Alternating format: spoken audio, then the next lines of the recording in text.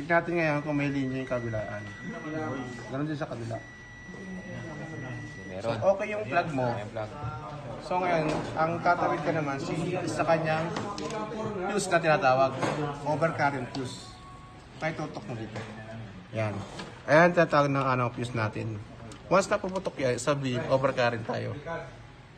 I-replace natin siya ng same amount of ampere.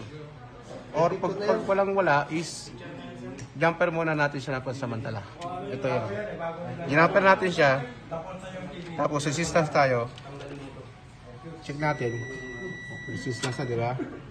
Ngayon, pag okay na yung fuse niya at ayaw pa rin uminit, check natin ngayon yung tinatawag na magnetron. Ang magnetron kasi, ang trabaho niya is siya yung nagbibigay ng init sa pamamagitan ng electromagnification na proproseso ng magnetron. Kasi ang magnetron, meron siyang magnet at coil na parang siya nag-heating na papainit niya yung iinitin mo.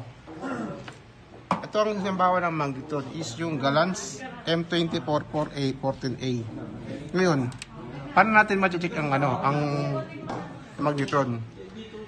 Sa mga technician, kabisado nila na ang magnetron kailangan wala siyang shorted sa body ground sa kanyang pin.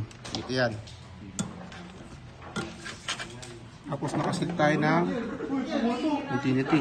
Yan. Yan lang ito.